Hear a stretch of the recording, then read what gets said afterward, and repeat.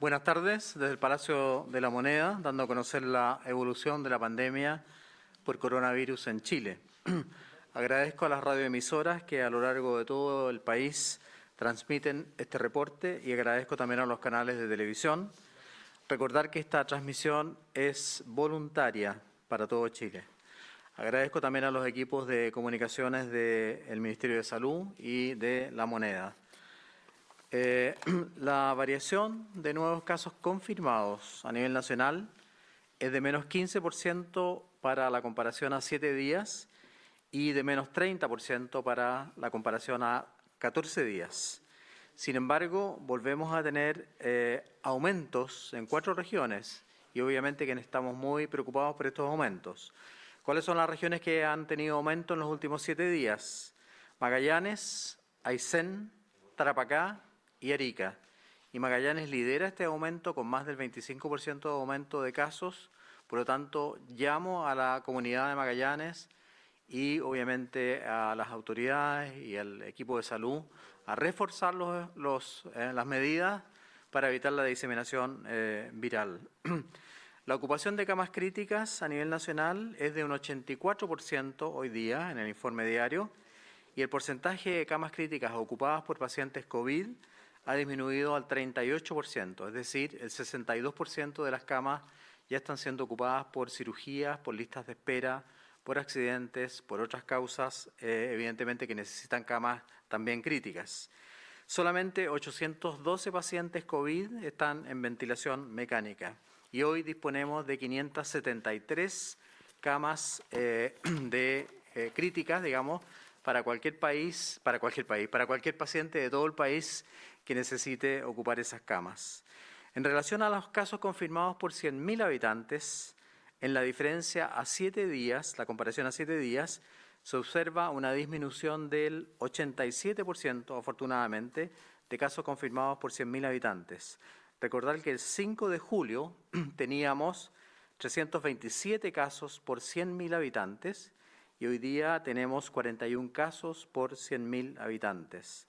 Por otro lado, el crecimiento semanal de casos es de un menos 17% y los ingresos a unidades de cuidados críticos o cuidados intensivos en la media móvil de 7 días han tenido una disminución del 82%.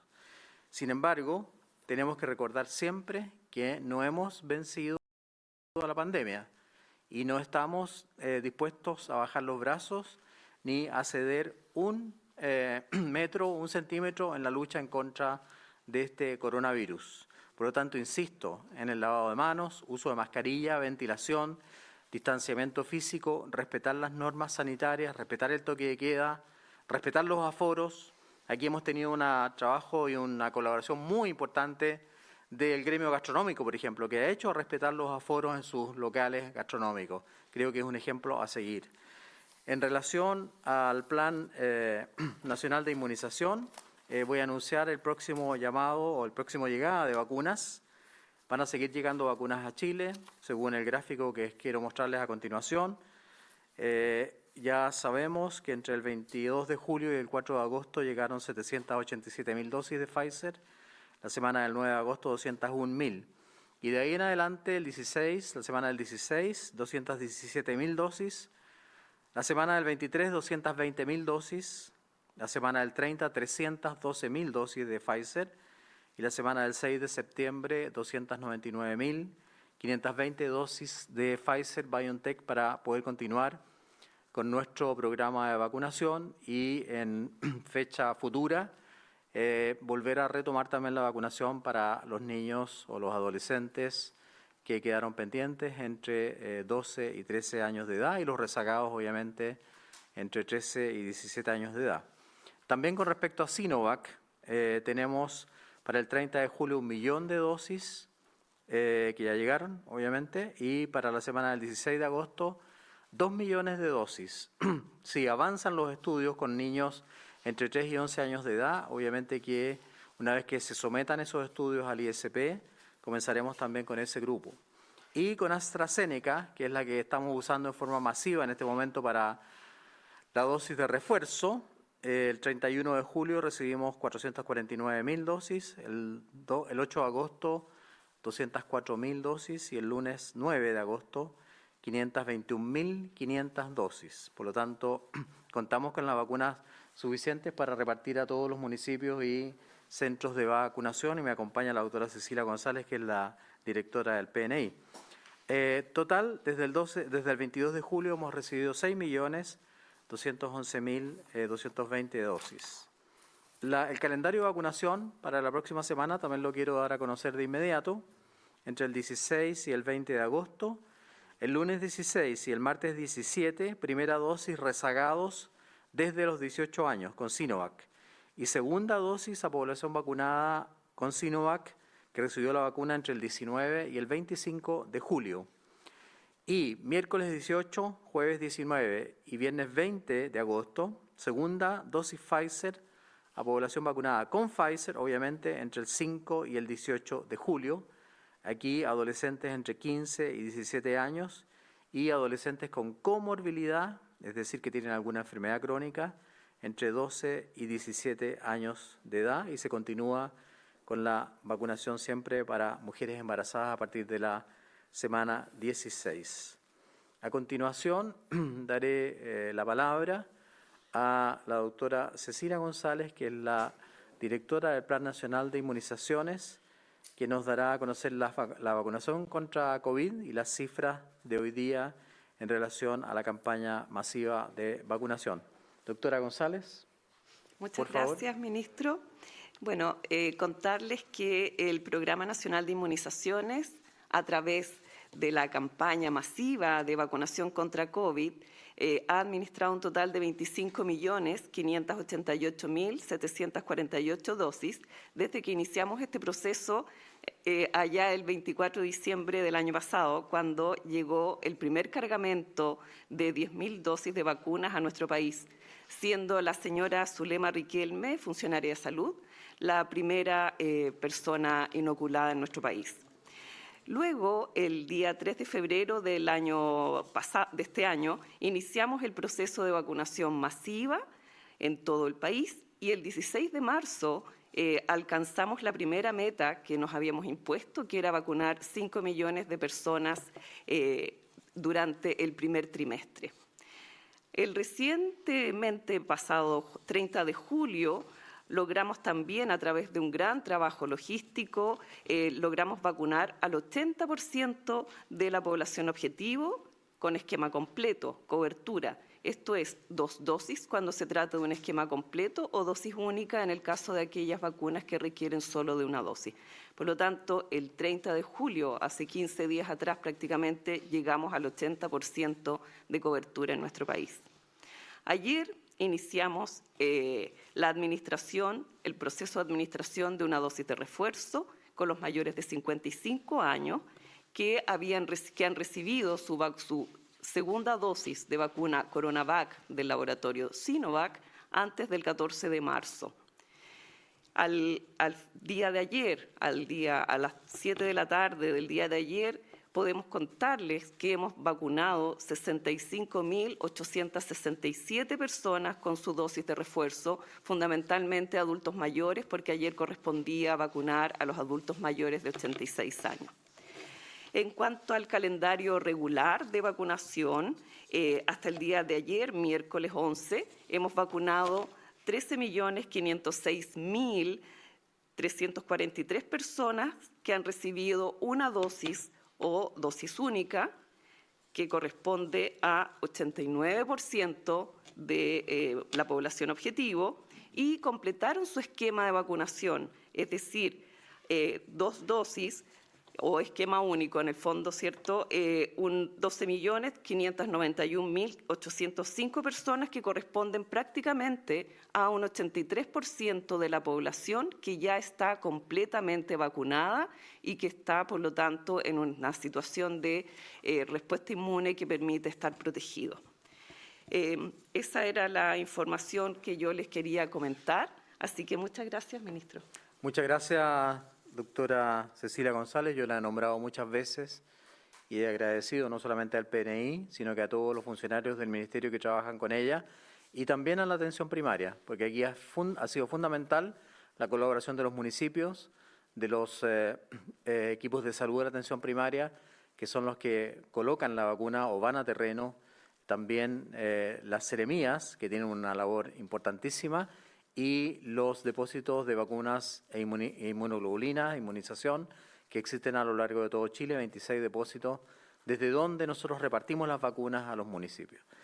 A continuación le daré la palabra a la doctora Alejandra Pizarro, que es la jefa del Departamento de Epidemiología del Ministerio de Salud, que nos va a dar el informe epidemiológico y de incidencia y de gravedad de casos en los pacientes vacunados y no vacunados en contra del COVID-19. Doctora Pizarro, por favor.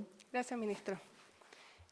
En un trabajo colaborativo entre el Ministerio de Salud y el Ministerio de Ciencia y Tecnología, la academia, el sector privado incluso, hemos disponibilizado información fundamental para entender la situación de la pandemia por SARS-CoV-2 en nuestro país.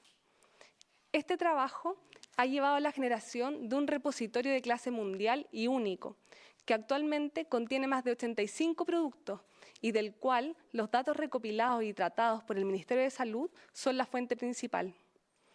Este repositorio contiene, entre otros, datos sobre casos, hospitalizaciones, ingresos y egresos, ingresos a UCI, defunciones, existencia de comorbilidades, información sobre cantidad de exámenes de PCR, positividad, información sobre la búsqueda activa de casos, información sobre el avance del programa de vacunación, entre otros.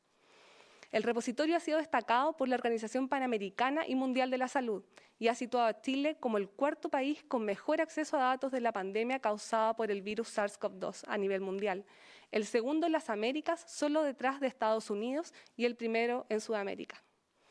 En esta ocasión, queremos anunciar la publicación de 2 nuevos productos, los que surgen de un nuevo informe epidemiológico referente a casos confirmados de COVID-19 según el antecedente de vacunación.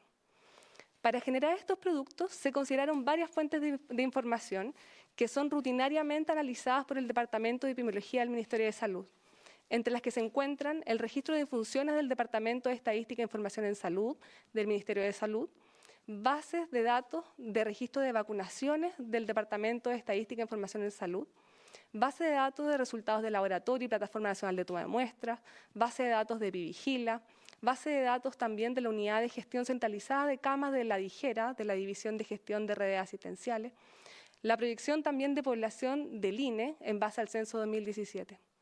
Nos parece muy importante destacar que dar acceso público a esta información contribuye a la transparencia y que, por supuesto, requiere que sea utilizado de forma responsable. Para la adecuada interpretación de los análisis, es fundamental considerar que en la medida que aumenta la cobertura de población vacunada, por supuesto, el porcentaje de casos nuevos de COVID-19 con esquema de vacunación completo aumentará en el tiempo. Esto no significa una pérdida de efectividad de las vacunas.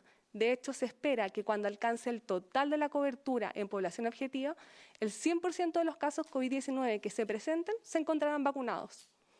A continuación, mostraré algunos resultados de este primer informe correspondiente a la semana epidemiológica 31, que abarca el periodo entre el 1 y el 7 de agosto de este año. Esta imagen muestra la incidencia de casos confirmados de COVID-19 según protección vacunal y grupo etario. Se observa que en todos los grupos de edad, el número de casos nuevos de COVID-19 por cada 100.000 habitantes en el país es mayor en aquellos sin protección o con protección vacunal incompleta, comparado con aquellos con protección completa. De hecho, en el grupo de 69 a 70 años, de cada 100.000 personas sin protección o con protección incompleta, se convierten en casos 52, mientras que de cada 100.000 personas del mismo grupo de edad con protección completa se convierte en casos solo 35. En esta figura, que muestra la incidencia de casos COVID-19 ingresados a UCI, según también el estado de protección vacunal y grupos de edad para el periodo entre el 1 y el 7 de agosto, podemos ver que en todos los grupos de edad las incidencias fueron mayores en el grupo sin protección o con protección incompleta, comparado con aquellos con protección completa. Por ejemplo, de cada 100.000 personas entre 61 y 70 años, sin protección o con protección incompleta, 10 ingresaron a UCI, mientras que en ese mismo periodo, En el mismo grupo etario, de cada 100.000 personas con protección completa, solo ingresaron 2. En esta tercera tabla, que denota las tasas de mortalidad de casos COVID-19 según protección vacunal y grupos etarios, se evidencia en todos los grupos de edad que la tasa de mortalidad de casos confirmados de COVID-19 fue mayor en aquellos individuos sin protección o con protección incompleta de vacunas, comparados con aquellos con protección completa. Por ejemplo, en el grupo de 61 a 70 años, de cada 100.000 personas sin protección o con protección incompleta, 12 fallecieron. Mientras que en ese mismo grupo, de cada 100.000 personas con protección vacunal completa, falleció solo una persona. Muchas gracias. Muchas gracias, doctora Pizarro. En realidad, tener a la subsecretaria Daza, tener a la doctora Cecilia González, tener aquí a la doctora Alejandra Pizarro, para mí es un orgullo. Y mostrar estos datos que han sido evidentemente muy importantes. Quiero destacar el último, en relación a los fallecidos. Los que no están vacunados tienen una proporción 10 veces mayor que los que están vacunados en el caso de fallecer. O sea, la protección de la vacuna es enorme. Y son datos que han estado solicitados por la comunidad científica y también por aquellos que están interesados en el manejo de la pandemia. Y como ha dicho la doctora Pizarro, de ahora en adelante están a disponibilidad de toda persona que quiera revisarlos con responsabilidad. El trabajo que ha hecho también la PNI, el PNI, mando de la doctora González, ha sido enormemente importante, reconocido a nivel mundial, y nuestros datos nos ponen como el cuarto país del mundo que mejor da a conocer sus datos, el segundo país de las Américas que mejor da a conocer sus datos y el primer país de Latinoamérica que mejor da a conocer sus datos. Por lo tanto, ese es un trabajo invaluable del Ministerio de Salud y que debe ser reconocido y que espero que sea reconocido por nuestros compatriotas y por los científicos que se interesan en este tema. Quiero agradecer al Ministerio de Ciencias también y Tecnología e Innovación y al ministro Kub por la colaboración que nos han dado en este ámbito. A continuación, la doctora Paula Daza dará a conocer los avances y retrocesos en el plan Paso a Paso Nos Cuidamos. Doctora Daza. Muchas gracias, ministro. Bueno, muy buenas tardes. En relación a los cambios del plan Paso a Paso, como lo hacemos los días jueves, todos estos cambios van a ocurrir a partir del día sábado 14 de agosto a las 5 de la mañana. Avanzan a preparación en la región de la Araucanía, la comuna de Tolten. Avanzan a apertura inicial en la región de Coquimbo, Illapel, Monte Patria y Combarbalá. En la región de Maule, San Rafael, Sagrada Familia y Talca. En la región de Ñuble, Quillón y San Carlos. En la región de Biobío, Curanilahue. En la región de la Araucanía, Padre Las Casas, Temuco, Freire y Los Sauces. En la región de los ríos, Mafil, Río Bueno y La Unión. En la región metropolitana, San Pedro y Alhué. Esos son los cambios para este fin de semana. No tenemos cambios de avances en relación al toque de queda. Muchas gracias, doctora Daza. Pasamos a escuchar las preguntas de los profesionales de la prensa. Primera pregunta, por favor. Muy buenas tardes. Por acá, Ángela del Canto del Líbero. Quería preguntarles sobre la situación de los viajeros. Hoy el exdirector del Museo de la Memoria, Ricardo Brodsky, dijo en una carta que valora el manejo de la pandemia, pero calificó como pésimo el control sanitario del aeropuerto.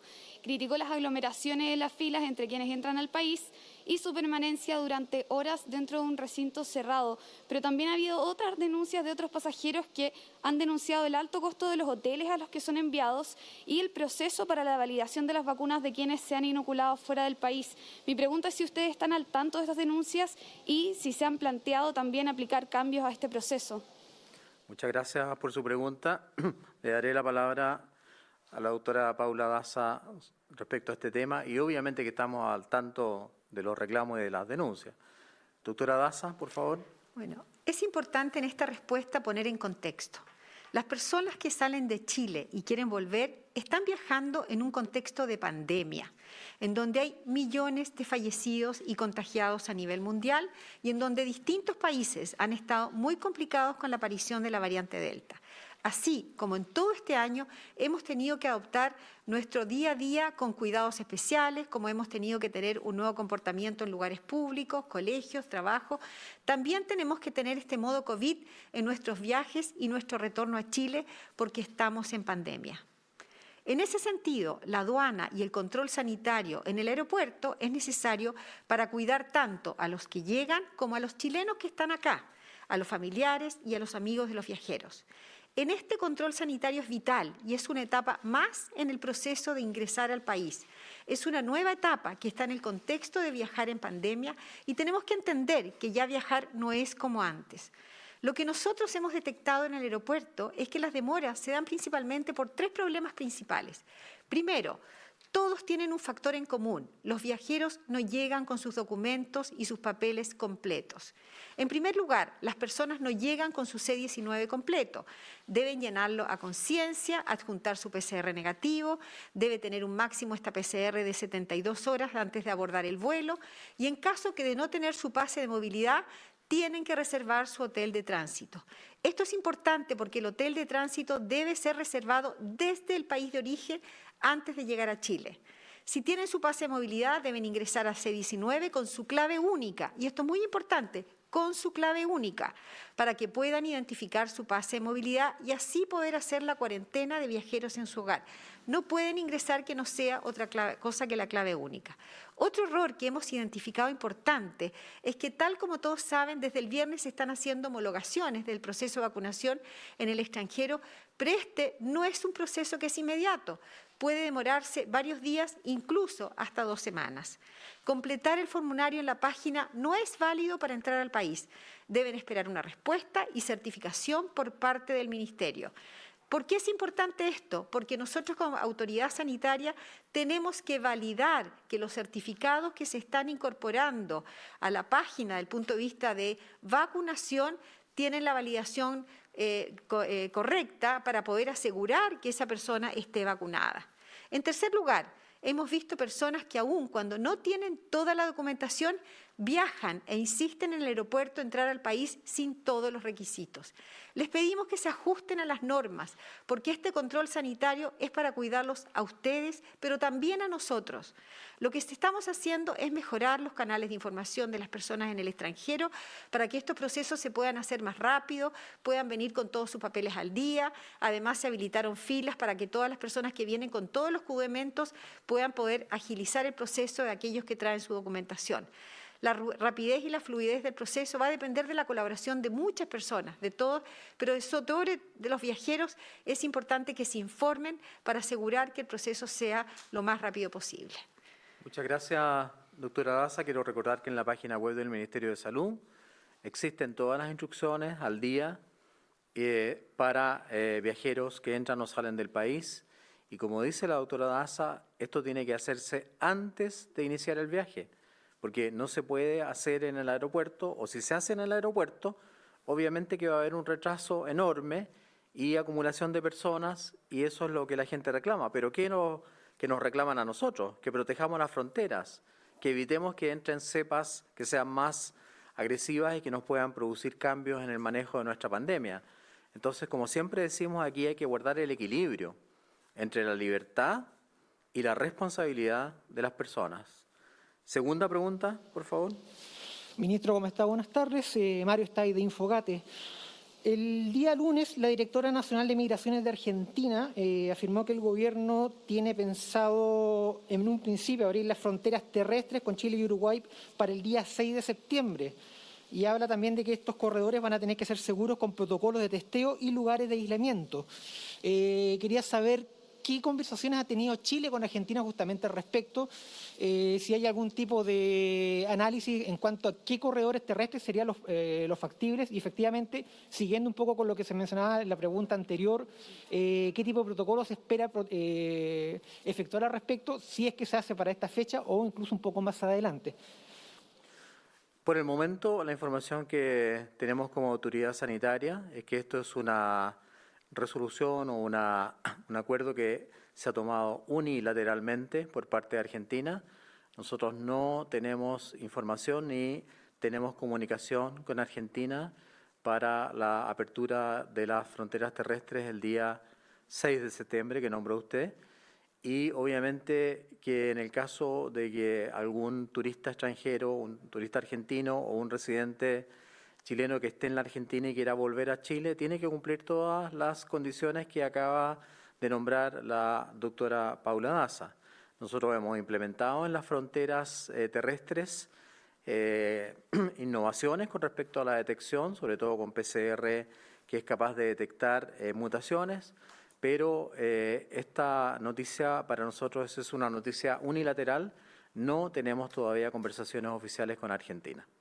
Entonces se mantiene el ingreso para el caso de turistas, principalmente solamente para el Aeropuerto Internacional de Santiago. Exactamente. Nosotros hemos centralizado el ingreso de turistas en el aeropuerto Arturo Merino Benítez. Excepcionalmente, en algunas oportunidades hemos aceptado ingresar personas colombianas que tenían residencia en Chile por el aeropuerto de Antofagasta, pero la entrada oficial es el aeropuerto Arturo Merino Benítez. Lo último, en este mismo sentido, para fronteras terrestres, ¿hay algún tipo de fecha que se hayan ustedes propuesto para estudiar a futuro para apertura?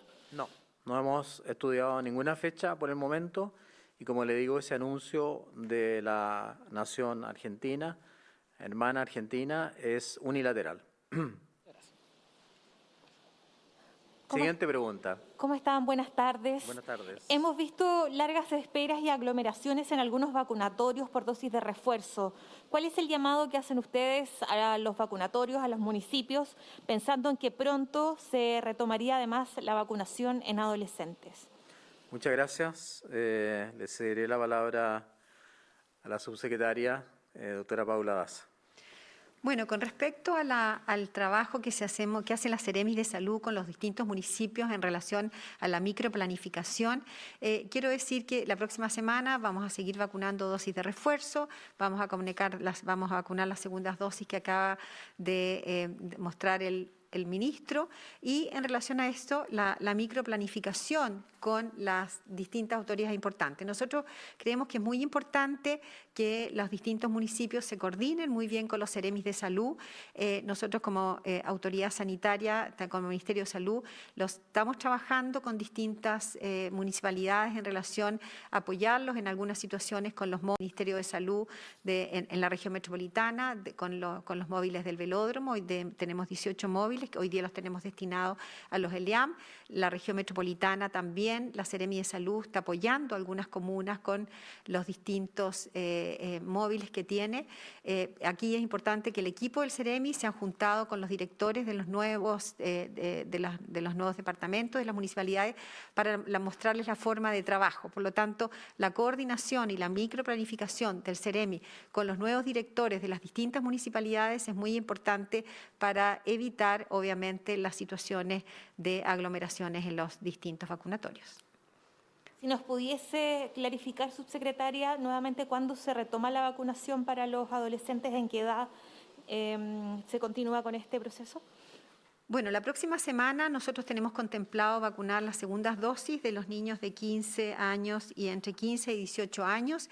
Como dijo el ministro, tenemos que analizar la próxima semana cuándo podemos retomar la vacunación. Probablemente va a ser la semana subsiguiente, poder volver a vacunar a los niños menores de 15 años que hasta el momento no le hemos vacunado. Quiero recordar que la vacuna Pfizer está aprobada hasta los 12 años, por lo tanto, son esos los niños que podemos ir incorporando progresivamente en la medida que tengamos certificado la disponibilidad de vacunas Pfizer en nuestro país.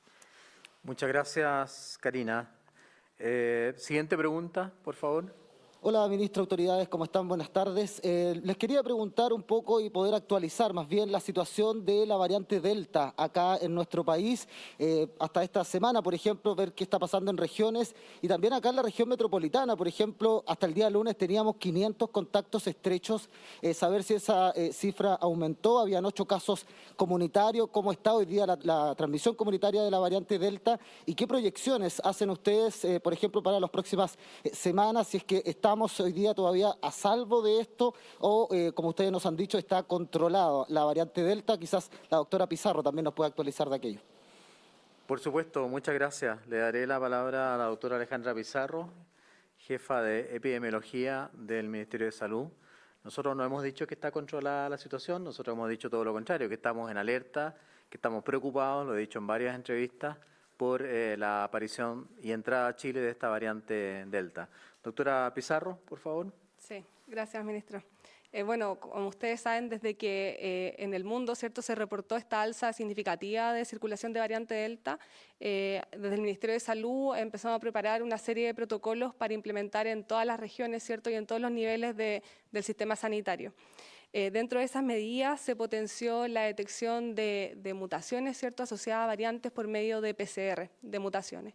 Tanto así que partimos ya hace menos de un mes, el 23 de julio, con un plan piloto implementando PCR de mutaciones en distintos laboratorios del país. Ya van 9 regiones que cuentan con PCR de mutaciones en sus laboratorios, ¿cierto? Que contempla la detección de variantes, no solamente en personas que ingresan por medio de pasos fronterizos, sino que también la detección de variantes de preocupación en población comunitaria. En algunas regiones que tienen bajos casos positivos, todo se le hace PCR de mutaciones. Los que salen determinados se envían al ISP, por supuesto, y esto complementa el programa de vigilancia genómica que se está llevando en el país. Gracias a esta técnica, ¿cierto? Y obviamente también a las universidades que se han sumado a la red de vigilancia genómica, por supuesto al Instituto de Salud Pública, hemos logrado detectar variantes de preocupación y entre esas, por supuesto, la variante Delta, lo que hasta el día de ayer nos ha permitido detectar 128 casos con variante Delta. De esos, el 23% corresponden a casos comunitarios. Dentro también de las medidas que se han reforzado tienen que ver con un cambio y más que nada una intensificación en la investigación epidemiológica que se basa y tiene que ver con un enfoque de variante, con una investigación retrospectiva hasta identificar la fuente del contagio. No solamente identificar los contactos estrechos, sino que identificar dónde se contagió la persona. También hemos implementado equipos de alerta y respuesta de viajeros y exclusivamente para variante Delta, que se están dirigiendo a las distintas zonas donde hay casos para acompañar a la Seremi, ¿cierto?, en esta investigación yendo a terreno. Muchas gracias, doctora Pizarro. Sí, quizás también para poder ayudar a entender, cuando se habla de transmisión comunitaria, ¿qué significa para que podamos entenderlo lo más claro posible cuando se dice que ese 23%, por ejemplo, es transmisión comunitaria? ¿Qué, en lo concreto, qué significa? Y segundo, ¿cuántos contactos estrechos hay también? Por ejemplo, en la región metropolitana esta semana habían 500. ¿Sigue por ahí la cifra? Doctora Pizarro. Sí, cuando se habla de transmisión comunitaria, acá nosotros hacemos la diferencia entre transmisión comunitaria y casos importados relacionados con viajeros, ¿ya? El comunitario es donde no se establece o no se logra encontrar el nexo con viajeros. Eso por un lado. ¿Y la otra pregunta? Contactos estrechos. Con respecto a los contactos estrechos, ustedes deben recordar que la definición de contacto estrecho tiene que ver con el criterio epidemiológico que realiza, ¿cierto?, el equipo de investigación cuando está haciendo la investigación en terreno. Nosotros acá estamos siendo súper sensibles y queremos detectar la mayor cantidad de casos, por lo tanto nos interesa ampliar eso y ahí las Seremi son las que detectan la cantidad de contactos estrechos. Efectivamente son hartos, pero eso es muy bueno para nosotros porque con eso, de esa forma, los logramos aislar, ¿cierto?, y testear. Muchas gracias, Alejandra. Con esto damos por finalizado el punto de prensa. Le damos las gracias a los equipos comunicacionales y esperamos que tengan un buen jueves y un muy buen fin de semana. Buenas tardes.